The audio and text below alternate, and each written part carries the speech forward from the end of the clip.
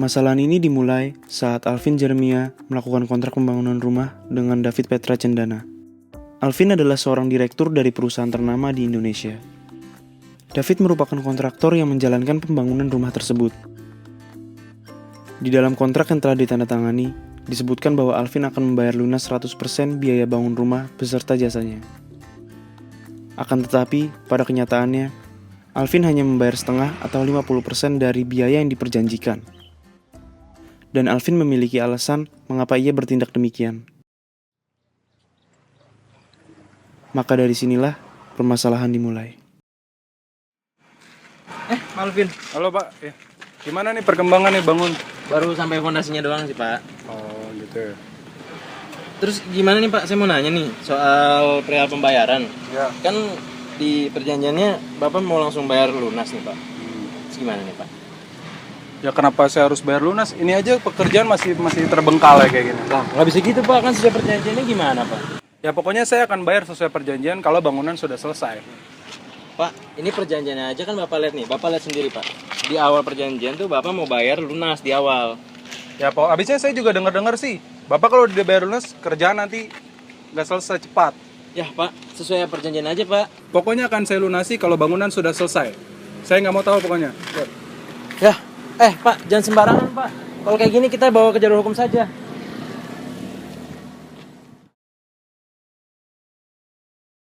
Alvin merasa dirinya dirugikan. Ia langsung menghubungi kuasa hukumnya untuk mencari jalan terbaik dalam memecahkan permasalahan ini.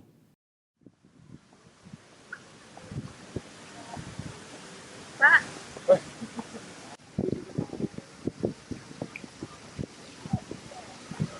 Ya, jadi saya sedang ada masalah.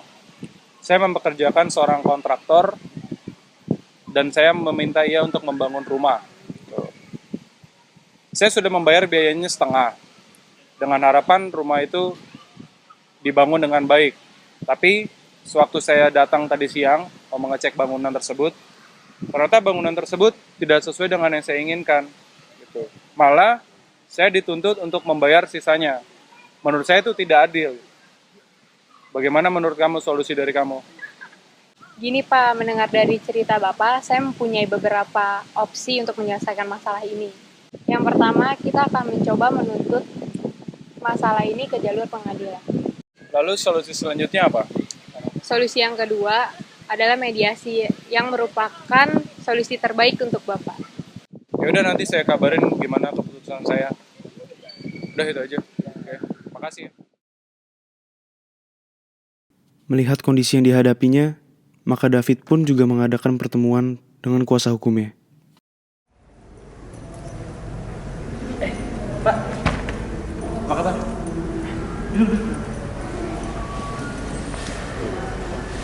Jadi gini Pak, saya lagi ngerjain proyek. Nah, di mana orang itu nggak mau bayar sampai lunas Pak. Boleh saya lihat kontraknya? Nah, ini nih Pak kontraknya Pak. Jadi, Bapak lihat, coba Bapak minta tolong pelajari Pak.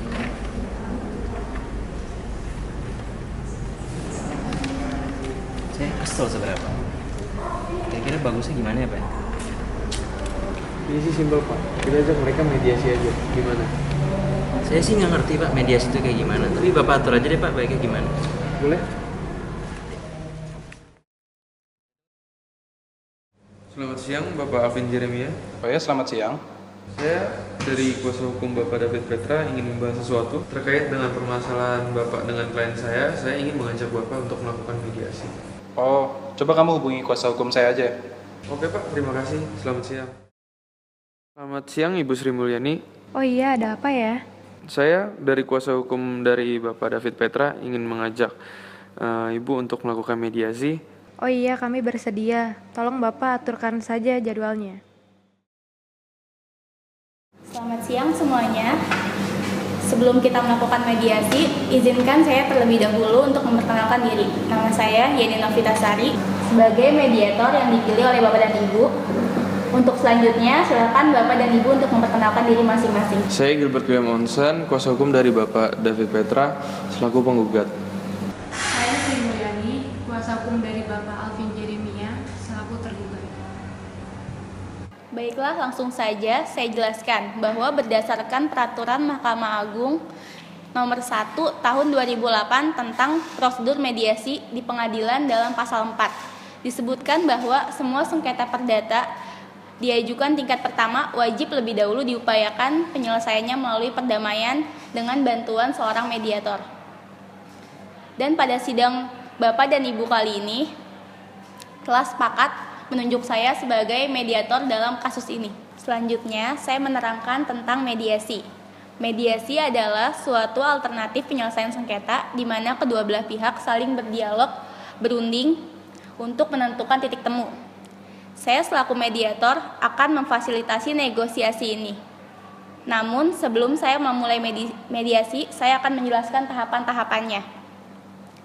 Yang pertama, saya memberikan penyelesaian kepada para pihak untuk bergantian. Yang kedua, saya akan mencari kesepahaman awal dari kedua belah pihak. Ketiga, saya mendefinisikan, menentukan agenda pembicaraan. Yang keempat, setelah itu kita masuk dalam tahap negosiasi. Yang kelima, apabila negosiasi mencari kesepakatan, kita akan menyusun kesepakatan akhir. Baiklah, Bapak dan Ibu, apakah setuju? Saya ingatkan sekali lagi, keputusan dalam proses mediasi kali ini bersifat final dan banding. Bagaimana dari pihak penggugat, apakah setuju? Setuju. Dari pihak tergugat bagaimana? Baiklah, kita mulai mediasi pagi ini. Bagaimana kalau kita mendengar penjelasan dari pihak penggugat terlebih dahulu? Terima kasih sebelumnya telah diberikan kesempatan untuk berbicara. Jadi seperti ini, Bapak Alvin dan Bapak David telah melakukan perjanjian untuk melakukan sebuah pembangunan rumah. Dalam perjanjian tersebut, Bapak Alvin akan melakukan pembayaran secara lunas untuk semua pembangunan. Tetapi kenyataannya yang terjadi, pembayarannya itu tidak dilakukan secara lunas, tapi hanya membayarnya dengan setengah. Bukan begitu, Bapak? Nah, Jadi saya ingin dengar dari sisi Bapak Alvin, bagaimana permasalahannya? Dari pihak kami, jika kami membayar lunas, kontraktor tidak mengerjakan dengan baik, sehingga kami tidak membayar lunas terlebih dahulu karena klien saya sempat mendengar berita tidak baik tentang Bapak David. Jadi Bapak Alvin khawatir terhadap cara kerja Bapak David sehingga Bapak Alvin tidak membayar 100% pembangunannya. Bapak ngomong jangan sembarangan, Pak. Mana buktinya? Bapak nggak perlu tahu di mana buktinya. Yang jelas saya tidak percaya sama Bapak. Ya udah Pak, kita merujuk aja Pak ke perjanjian awal. Bapak bayar 100%. Pokoknya saya tidak mau bayar 100% kalau bangunan tidak selesai. Ya nggak bisa kayak gitu dong Pak. Tenang. Harap tenang Pak Alvin, Pak David. Saya memiliki solusi untuk masalah ini. Bagaimana jika Pak Alvin menambah pembayaran menjadi 75%, sedangkan Pak David membuat surat pernyataan agar bangunan selesai tepat pada waktunya? Ibu jangan langsung memberikan saran, tanyakan dulu kepada klien saya. Saya memberikan saran karena tadi saya lihat kondisi sudah tidak kondusif. Oke, mari kita lanjutkan dengan mendengarkan keinginan dari kedua belah pihak. Mungkin kita mulai dari pihak dari Bapak David. Ya pokoknya saya nggak mau tahu. Kontrak itu tuh sah. Saya minta kita harus tetap pada kontrak yang awal. Oke, mari kita dengar keinginan dari pihak Bapak Alvin.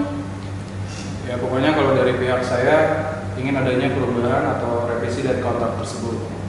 Karena sewaktu saya membuatnya tidak berkonsultasi terlebih dahulu dengan kuasa hukum saya. Dan kalau boleh saya tambahkan, pembayaran pembangunan rumah harusnya bertahap, tidak langsung 100%. Dari keinginan kedua belah pihak, saya dapat menyimpulkan dan memberikan saran kedua, yaitu pembayaran kita bagi menjadi 3 tahap.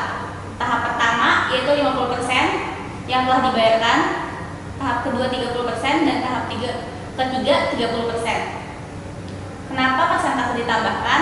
Untuk mengganti kerugian Bapak David selama proses hukum ini berlangsung. Bagaimana? Apakah ada yang keberatan? Jadi bagaimana Pak? Kalau dilihat dari sini Pak, saya rugi banyak. Cuman yang saya lihat ini udah pilihan yang terbaik Pak. Bagaimana Pak David? Apakah setuju? Ya udahlah, saya setuju. Bagaimana dari pihak Pak Alvin? Apakah setuju dengan keputusan ini? Gimana Pak? Ya sebenarnya sih saya tidak senang kita lakukan, tapi ya sudahlah nggak apa-apa, saya setuju. Dengan ini, proses mediasi telah selesai, yang diakhiri dengan akte kesepakatan yang ditandatangani oleh kedua belah pihak, didampingi oleh kuasa hukum masing-masing dengan itikat baik. Dan ini para pihak dipersilakan untuk berjabat tangan dan meninggalkan ruangan mediasi.